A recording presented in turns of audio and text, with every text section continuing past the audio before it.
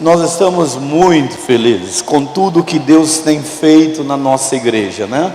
Hoje nós temos um público menor em virtude da Copa do Mundo. Eu confesso aos irmãos que eu não estou muito empolgado. Algumas pessoas estão me recriminando com muito amor e carinho, mas a situação do Brasil e a Copa, essa Copa poderia ser uma das melhores Copas para nós, mas eu reconheço que os olhos do mundo, independente do que eu acredito e do que eu penso, os olhos do mundo estão voltados para a Rússia, né? Porque esta é a 21ª edição do maior evento do futebol que acontece no planeta, né? Dessas 21 edições, o Brasil participou de todas elas. É o único país e tem 5 vitórias. Hoje são 32 seleções que estão disputando um título, né, para que seja a seleção campeã. Agora, para aqueles que nasceram, e eu estava fazendo uma pesquisa histórica, para aqueles que acompanharam a Copa dos anos 50, sabe que é sempre uma surpresa, não? Uma surpresa de expectativas de vitória, que elas nem sempre são correspondidas. E aí eu vi que em 1950 nós tivemos aquele fenômeno no Brasil, né, na casa onde o Brasil precisava apenas de um empate, e ele perdeu para o Uruguai de 2-1. 2014 eu já peguei, né, porque nasci ali pertinho de 2014.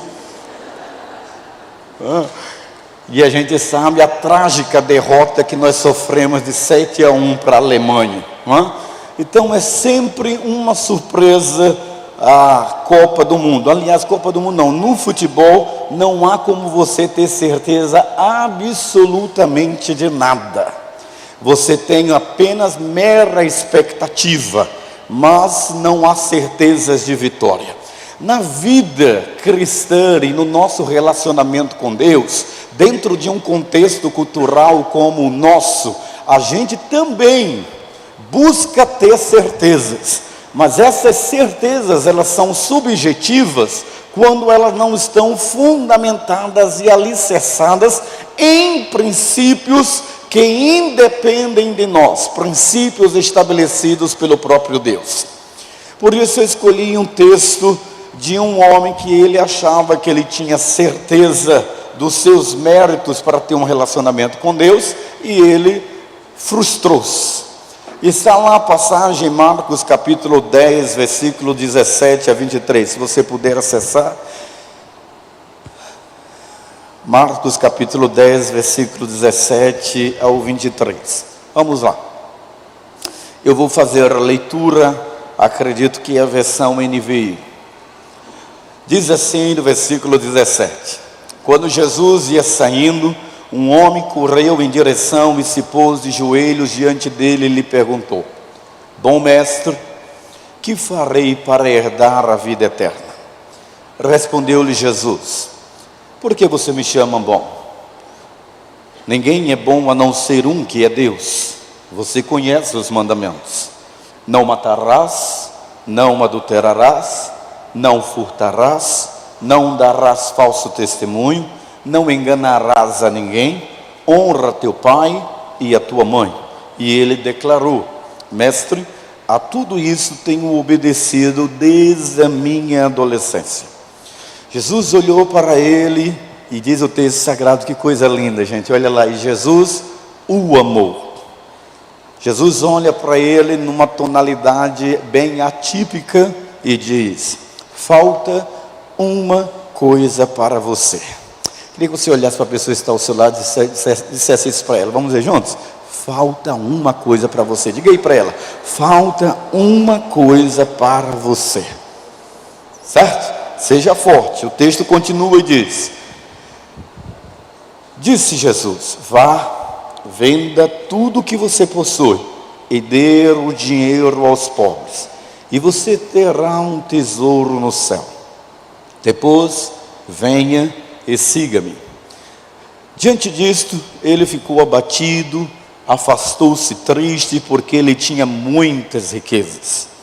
Jesus olhou ao redor e disse aos seus discípulos: como é difícil entrar um rico no reino de Deus. Que Deus aplique a sua palavra aos nossos corações. Bem, eu hoje gastaria qualquer tempo e farei de tudo para fugir bem ao estilo que eu estou acostumado a pregar, né? Sempre fazendo você rir um pouco, descontrair um pouco. Mas hoje, se tivesse uma poltrona bem confortável aqui, eu sentaria e eu daria uma de pastora Teresa, Tânia Teresa, sentado, ensinaria para vocês. Porque eu acho que nós, na verdade, gostamos da superficialidade.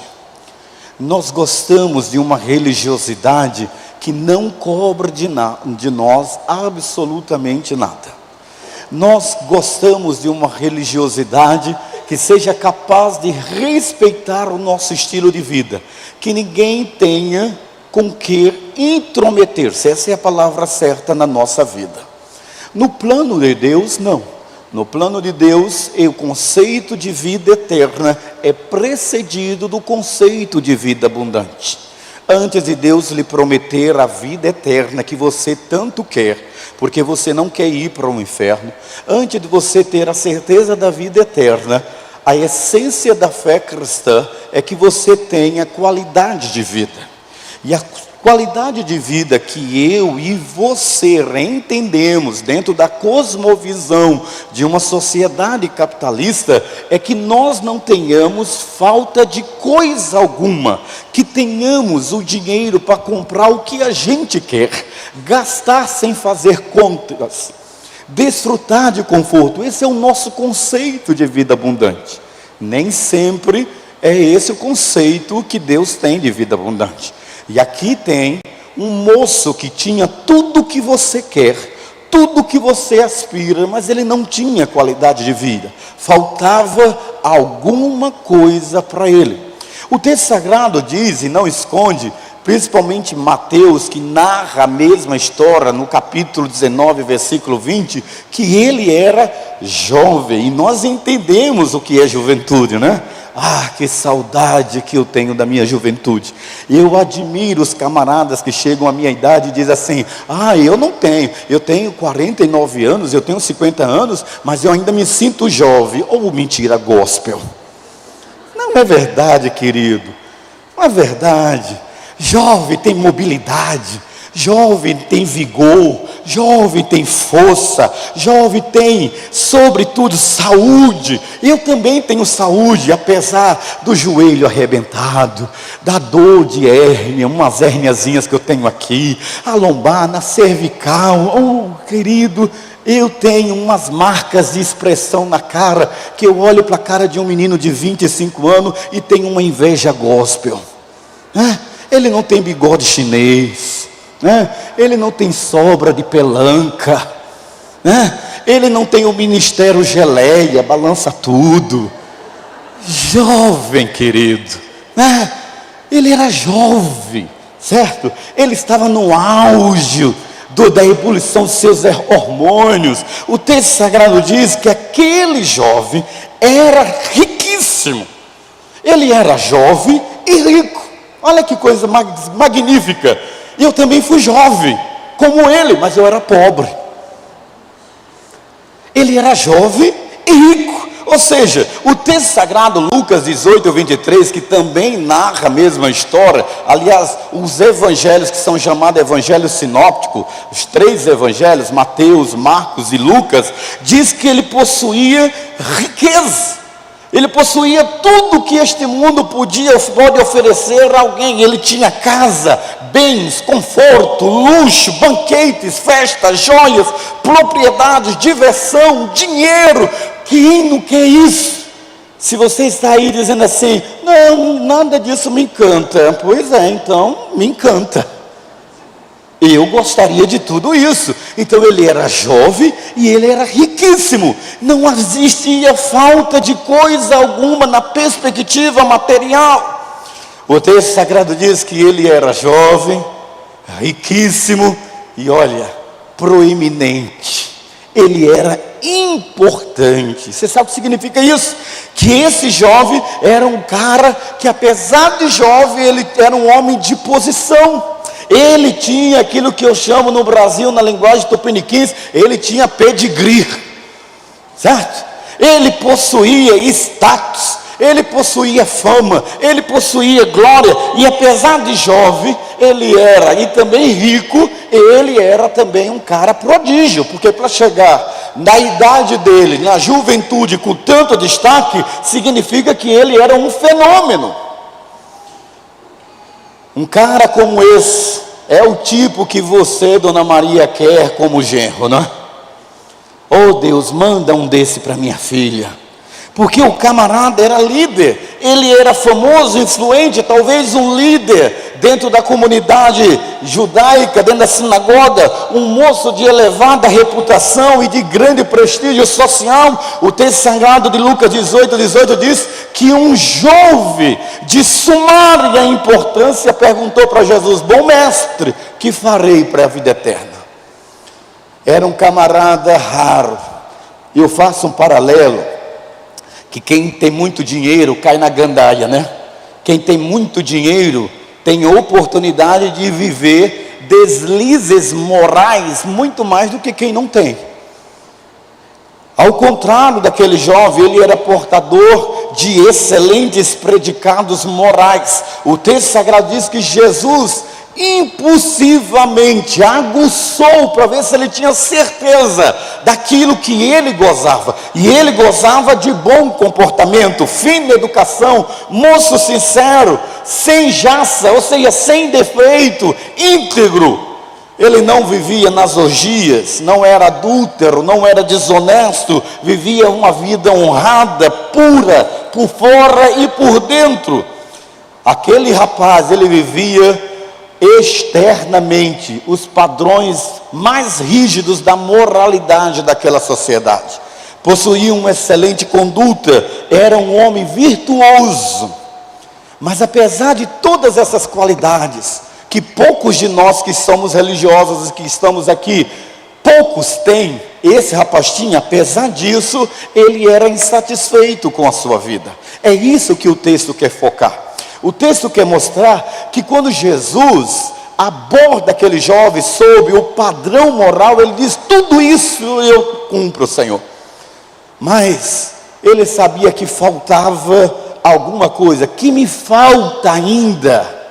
Essa é a pergunta que a gente faz internamente em situações adversas. Ele tinha tudo para ser feliz, mas ele não era feliz. E a pergunta para mim e para você é: por que ele não era feliz? Se ele tinha tudo que a gente sonha, ele possuía tudo que o mundo poderia oferecer, mas o seu coração continuava vazio. E sabe o que é vazio de alma, querido? O vazio de alma, ele só é explicado pela premissa literal de que Deus colocou a eternidade nos nossos corações. E quando Deus colocou a eternidade nos nossos corações, Ele também decifrou e decodificou apenas um dispositivo onde Ele mesmo pode operacionalizar dentro de mim e de você. Com a eternidade no nosso coração, a gente não preenche o vazio desse coração com nada, absolutamente com nada. Nem com prazer, nem com sexo, nem com status, nem com fama. Porque quando Deus colocou a eternidade no nosso coração, ele só pode ser preenchido por Ele mesmo. É por isso que nem a religião foi capaz de preencher o vazio do coração do ser humano.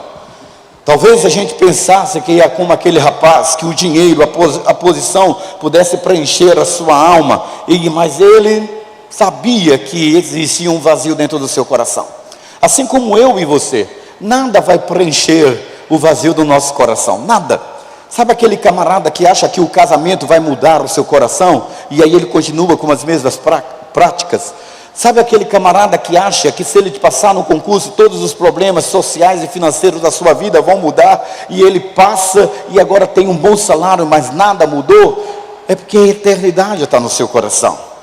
Nada satisfazia os anseios daquele jovem, sua vida continuou uma busca constante, ou seja, ser correto nessa sociedade não nos basta, ter dinheiro não nos basta, ao contrário, nada disso é suficiente. Ele era sedento, como eu e você, de uma resposta aos nossos anseios, para que nós evitemos a viver uma crise existencial. Qual é a crise existencial? Qual é o vazio que há no meu coração? Era o que havia no coração daquele moço. Ele tinha sede de Deus, tanta sede, que ele sabia que existia algo maior que o seu dinheiro não podia comprar, que o seu dinheiro não podia lhe oferecer, que os seus amigos não podiam suprir, e ele entra nessa crise de sede de Deus. Ele sabia que ele não possuía nenhuma segurança. Em que está a minha e a sua segurança? Em que? Isso foi lembrar-me do meu pai. Meu pai, ele era um camarada que sabia ganhar dinheiro, ganhava muito dinheiro, e ele fez uma baita de uma poupança. Os mais novos não vão lembrar disso. Meu pai tinha muito dinheiro na conta, mas meu pai teve que enfrentar uma crise, que ele só não suicidou-se porque ele tinha uma mulher forte ao lado dele. Foi na época do Plano Collor, quando ele confiscou todo o dinheiro que estavam nas contas e limpou tudo. E da noite para o dia nós não tínhamos mais nada, absolutamente nada. Nós tínhamos um limite de resgate estabelecido para o governo. Eu sei que alguns de vocês sofreram isso aqui no Tocantins, na época do investimento da avestruz, né? Alguns viram realmente a avestruz, né? A expectativa que nós temos de ganhar dinheiro, de termos segurança. Mas aonde é que você vai ter segurança? De onde virá a sua segurança? O texto sagrado mostra que aquele jovem não queria enganar-se a si mesmo. Ao contrário, ele sabia que ele não possuía qualidade de vida, que ele não possuía vida eterna, que ele não queria mais viver um engodo, um engano. Ele não queria enganar-se a si mesmo. Ele precisava alcançar a salvação. E aí ele entendia: meu relacionamento com Deus é duvidoso, meu relacionamento com Deus não é real, meu relacionamento com Deus é fictício, meu relacionamento com Deus é apenas social. Eu não tenho um relacionamento de pai e filho, eu não tenho um relacionamento do Criador com a sua criatura, eu não tenho um relacionamento com o adorado e o adorador, eu não sei quem é esse Deus. E aí ele vai até Jesus e diz: bom mestre, que eu farei para ter a vida eterna? Quando Jesus olha para aquele homem, sabe que ele foi a fonte certa, e ele foi a pessoa certa, como todos nós que estamos aqui. Ele buscou um único que poderia responder aos seus anseios. Na certeza ele já tinha visto ou ouvido falar de Jesus, ele sabia do impacto da mensagem de Jesus. Então ele vai depressa, com muita pressa até o Senhor, assim como nós queremos, né? Esses dias eu estava conversando com uma nutricionista, e eu disse para ela assim: olha, eu já fiz todas as dietas possíveis, eu tenho doutorado, PhD em dieta. Ela olhou para mim e disse assim: e tem também o efeito estufa, né, na sua vida, né? Eu falei: não entendi. Ela disse: o efeito sanfona, o senhor entendeu? Eu disse: e aí, o que é que eu faço? Ela diz: aí é que está a diferença. Quanto tempo o senhor gastou para ganhar esse corpinho? Aí eu falei: esse corpício que a senhora está falando aqui? Anos. Pois é, não é do dia para a noite. Assim também é na vida. A gente somatiza uma série de conhecimentos, todos eles desprovidos de verdade. No caminho da religiosidade, 90% do que a gente sabe sobre religião é mentira, é falsa verdade. E a gente vive a subjetividade de achar que tem relacionamento com Deus. E aí eu quero fazer uma pergunta para você: quais são as garantias que você tem que o seu relacionamento com Deus é um relacionamento real?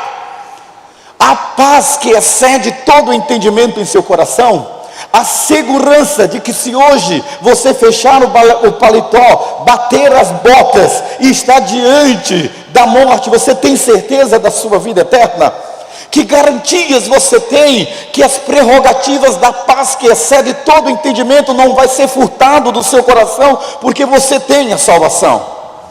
Muitos querem ser salvos como aquele jovem, mas também não querem um relacionamento aonde Deus delimite caminhos a mim e a você. Ele foi a Jesus, mas o texto sagrado diz que mesmo com o amor, aquele homem tinha que enfrentar algo que nessa noite você tem que enfrentar também.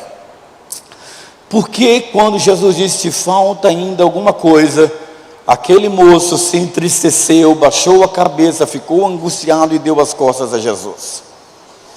Por que você ainda não tem certeza da salvação? Por que você ainda não rompeu com os velhos rudimentos e se estabeleceu, se firmou na casa de Deus, reafirmando-se como filho do Senhor? Talvez porque você veja Jesus apenas como um mestre e não como Deus. Quando você vê Jesus apenas como mais um do panteão das divindades da nossa cultura, você participa apenas de um movimento sincretista, onde todo caminho leva a Deus, toda religião é boa. Eu quero dizer para você que essa é uma das maiores mentiras relativizadas neste mundo. E quando você vê Jesus apenas como o filho de Maria e não como Deus, você não obterá a paz. Aquele jovem vai até Jesus, porque Jesus promete dar uma mensagem que vai tirar a angústia do seu coração, mas ele não reconhece Jesus como Deus. A Bíblia diz lá em Atos capítulo 4 que não existe nenhum outro nome debaixo do céu ou em cima da terra pelo qual importa que sejamos salvos. Talvez você seja até um evangélico, um crente, mas ainda faz algumas simpatias e vive uma crença plurativizada. Você acredita mesmo que a pessoa pode alcançar a salvação por ela seguir padrões rígidos da religiosidade? Aquele jovem enganou-se. Enquanto a gente vê Jesus como apenas um mestre, não como filho de Deus, a gente não alcança o êxito do relacionamento que produz salvação no meu e no seu coração. Para ser salvo, querido, não basta apenas seguir os ensinos do mestre, é preciso se curvar diante dele. Para ser salvo é preciso você saber e confessar que Jesus é Deus. A Bíblia diz claramente que Jesus olha para ele e diz: você está me chamando de bom, não sabe que só existe um que é bom e esse é Deus. Você está me chamando de Deus. É esse o significado. Nós não podemos ter um relacionamento com Deus sem reafirmar que Jesus Cristo é Deus e que Ele precisa ser Deus na minha vida. A segunda verdade é que a salvação, ou seja, a graça, o relacionamento de Deus não é com base na meritocracia, mas sim na manifestação da graça de Deus. Você não merece nada, querido. Você não é nada bom. Nada do que você faça. Aquele jovem pensava que por ele cumprir padrões rígidos de moralidade, ele não adulterava, ele não se prostituía, ele não matava, ele não roubava, ele dizia que eu cumpria todas as obrigações religiosas, mas na verdade ele estava cumprindo mecanismos externos. Seu desejo de ter a vida eterna, sem dúvida nenhuma, era sincero, mas ele estava enganado quanto à maneira de alcançar. Deus não se relaciona comigo, com você, com base na meritocracia. Deixa eu dizer uma coisa para você, seja forte: você não merece nada. A salvação não é baseada no mérito. A salvação é baseada no sacrifício de Jesus, no favor de Deus. Ele decidiu não desistir de você, Ele decidiu amar a você incondicionalmente, Ele decidiu te amar de tal maneira que deu seu único Filho para que todo aquele que nele crê não pereça, mas tenha vida eterna. Deus não quer que você pereça. E por conta disso o texto sagrado diz que a salvação que ele queria obter estava baseada na obediência externa de mandamentos. Todas as grandes religiões do mundo, confucionismo, budismo, islamismo e até o cristianismo, trabalhou a ideia de que o homem é compensado pelo mérito. Eu não nasci num lar evangélico, mas eu achava que para eu obter uma graça, eu teria que pagar uma promessa. Se Jesus, o Senhor, me curar disso, subirei a escada de São Judas Tadeu de joelho. Senhor, se o Senhor fizer isso, eu pagarei esta promessa. Nós temos uma lei compensatória. Deixa eu dizer uma coisa para você: Deus é tão bom, mas tão bom, que Ele manda chuva para você, e Ele manda chuva para quem você acha que é mau. Deus é tão bom, Ele é tão bom, que Ele cura você de doenças, e você se acha tão bom e merecedor, que Ele cura você do câncer, Ele cura você da depressão, Ele cura você da chikungunya, Ele cura você da dengue, mas Ele cura o homem também mal de todas essas doenças. Deus não faz acepção nem entre você nem um traficante. Deus não faz acepção entre você e aquele que não confessa a sua fé. Sabe por quê? Porque Ele ama a todos. Mas aquele jovem, ele achava que ele era merecedor, que ele era importante. É a lei da meritocracia, é a lei da compensação. Não, nós somos abençoados porque Deus é bom, amém? Ele não nos abençoa porque nós merecemos, ao contrário, é por isso que Ele é Deus. Ele nos abençoa porque nós não merecemos. E é dentro desse conceito que o meu relacionamento com Deus é um relacionamento baseado naquilo que Ele é e não naquilo que Ele pode fazer para nós. Sabe por que, querido, aquele cara fracassou? E sabe por que eu e você fracassamos? Porque nós não temos consciência de quem realmente nós somos. Qual é o nosso verdadeiro diagnóstico? Seja forte com o que eu quero dizer para você. Você não está aqui bonitinho, arrumadinho, cultuando a Deus? Pois é, mas todos nós somos pecadores. Há alguém aqui que não tem pecado? Há alguém aqui que não tem um desafeto com alguém? Há alguém aqui que não já fez uma maldade com alguém? Ontem nós numa brincadeirinha, mas é uma brincadeirinha ensinando, uma teledramaturgia, fizemos uma dramaturgia lá no encontro Namoratos ontem no Projeto Girassol. Teve uns sorteios bacanas, bonitos, né? E aí eu estava sentado com o Valdo e a Larissa, a Aurinha e o Samuel, e mais um outro casal que estava conosco visitando lá, o Rodrigo e a esposa. E aí teve os sorteios, todos os sorteios, todos os brindes eram muito bons, todos, mas tinha dois que todo mundo queria, né? Que eram 2 óculos da Empório, né? E aí todo mundo fica assim: opa, contém 1 grama é bom, Farmaju é bom, mas eu quero o óculos. E aí todo mundo começou a orar na mesa, né? Oh Deus, passa 1 grama, Senhor, contém 1 grama. Senhor, eu quero o óculos, Senhor, o óculos. Aí não ganhamos, a minha mesa não ganhou, né? Quando saiu o óculos, olha só, é brincadeira, mas a brincadeira é que revela uma verdade, né? Aí saiu o óculos, oh Senhor, só quem ganha um óculos é quem não precisa. Oh. Qual é o nome disso? Inveja. Aí o meu companheiro de mesa, né? Não vou dizer, tinham 3 lá, não vou dizer 1. Aí um disse assim: oh Senhor Jesus, tira esse negócio do meu coração, Senhor. O Senhor não precisa quebrar o óculos agora. Está vendo, gente? É uma brincadeira, mas sinaliza o quanto, na verdade, nós achamos que somos bons. Nós não somos bons. Diz a pessoa que está aí ao seu lado: eu sabia que você era ruim. Pode dizer para ele: eu sabia que você era ruim. Todos nós somos, queridos. Não fica assim, não avalie a pessoa pelo que ela apresenta, não julgue pela aparência. Jesus declarou para ele, e ele declarou para Jesus, Mateus 10:20, mestre, tudo isso que o Senhor acabou de dizer, eu cumpro, eu obedeço desde a minha adolescência. Ele realmente tinha um diagnóstico de que ele não era pecador, que pecador é matar, pecador é roubar, pecador é mentir, pecador é adulterar. Não é assim que a gente acha, fulano é pecador, fulano. E qual é o conceito de pecado que nós temos? Aquele que a lei do país diz que é crime. Se não é crime, não é pecado.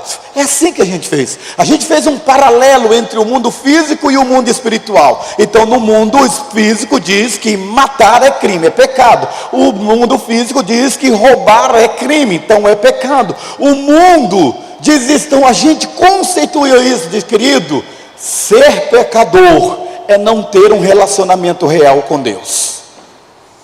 Por isso o texto sagrado diz que ele não amou a Deus sobre todas as coisas. Quando Jesus diz, amarás ao Senhor teu Deus de todo o teu coração, de toda a sua alma e todo o seu entendimento, ele falhou nisso. Sabe por quê? Olhe para mim, seja forte. A gente acha que o cara que adora a imagem de Nossa Senhora Aparecida é idólatra, mas aquele que não ama a Deus acima de todas as coisas é tão idólatra quanto iconoclasta. Idólatra não é aquele que se curva diante de imagem. Idólatra é todo aquele que substitui o lugar de Deus por outra pessoa ou por outra coisa. Então a pergunta que eu faço para você é: você não é idólatra? Você não é o tipo da mãe que diz, Deus, o Senhor não leve o meu filho, leve-me primeiro, leve-me, mas não leve o meu filho. Se o meu filho morrer, o meu mundo acaba. Isso não é idolatria? Porque o filho não é seu, é do Senhor. Não é idólatra você venerar o seu pai e sua mãe. E egoísmo, ele está lá com 98 anos na UTI e você está pedindo a Deus, não leve meu pai, ó Deus, ele sofrendo na UTI, entubado, e você pedindo para que não leve seu pai, porque você quer ver ele ali na terra, ainda que ele esteja sofrendo. Isso não é egoísmo? Você entende como nós relativizamos as questões a partir da nossa ótica do que é certo e do que é errado? A minha ótica do que é certo e do que é errado tem que ser, querido, menos, muito menos. Aquele moço, ele era idólatra, e o texto sagrado claramente diz que ele sofria por conta disso. Mas quando nós entendemos esse conceito, nós entendemos o que o Senhor quer nos oferecer e o que Ele queria ensinar para aquele moço. O que Ele quer ensinar para você, queridos, é que no relacionamento da salvação, o diagnóstico que eu tenho de mim mesmo, tem que me levar a entender o que é que Deus quer para mim e para a sua vida. O texto vai muito mais além e diz assim, segura aí para ser forte, para eu não me perdi aqui. Ele não tinha essa consciência de pecador, não amou a Deus, seu Deus era o dinheiro. Veja, o problema daquele moço não era de maneira nenhuma o fato dele ter dinheiro. Não é defeito nenhum você ser rico, não era defeito nenhum ele ser rico, ao contrário, o fato é que ele se tornou escravo dos seus próprios bens. Você pode ter quanto você quiser de dinheiro, mas ele amava mais o dinheiro do que as pessoas, ele amava mais o dinheiro do que a Deus, e o dinheiro era tudo para ele, e se fosse para ter a vida eterna e ficar sem dinheiro, ele abriria a mão da vida eterna. Seu pecado não era ser rico, não, seu pecado não era possuir muito dinheiro, mas ser possuído por ele. Ele não amou ao próximo como ele dizia que amava. Vivia de forma egoísta para si, amava mais as coisas do que as pessoas. Jesus olha para aquele moço e disse, falta-lhe uma coisa. A minha pergunta é para você, o que é que te falta para que você tenha a vida eterna? Vou melhorar a pergunta. Você foi batizado nessa igreja ou batizado em outra igreja, você frequenta essa casa, mas a pergunta é, você tem a certeza da vida eterna? Mais ainda, você tem qualidade de vida, paz que excede todo o entendimento? Ele rejeita Jesus e rejeita as exigências impostas por Jesus. ele rejeita confiar em Jesus, ele rejeita seguir a Jesus, ele rejeita a alegria da eterna salvação, e ele sai triste com toda a sua riqueza. Entre o dinheiro e Cristo, ele escolheu e rejeitou a Cristo.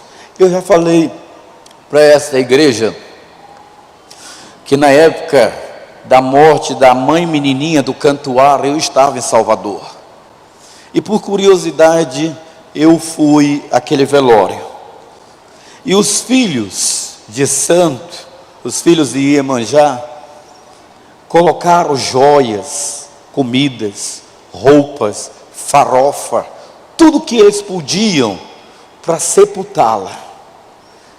A Bíblia diz que nós não levamos nada deste mundo. Quando nós partimos desse mundo, nós temos um passaporte direto para a eternidade com o Pai. Se você frequenta esta igreja ou qualquer igreja evangélica e você não tem a certeza da vida eterna, você nunca teve um relacionamento com Deus. Porque o relacionamento com Deus significa que reconhecer que Ele é Deus, reconhecer que eu sou pecador e reconhecer que Jesus é o único mediador entre Deus e os homens. Nós não sabemos se o Brasil vai levar a Copa do Mundo. Você também pode olhar e dizer o seguinte: quem me dá a certeza que eu vou dar a vida, que eu vou ter a vida eterna? Jesus Cristo. Não, só Deus sabe. Não, Ele me dá. Ele diz: ainda que você esteja morto, se crê em mim, então você viverá. A vida eterna é uma certeza, não é uma expectativa de certeza. Ela acontece aqui, agora, hoje, no dia em que você diz: eu creio que esse Jesus é Deus. E eu quero lhe convidar a sair da expectativa para a certeza. Te faltava apenas uma coisa, e essa coisa é confessar que Jesus é Deus, que você é pecador e que você precisa desse Cristo para reencontrar-se com Deus e ter vida e vida em abundância.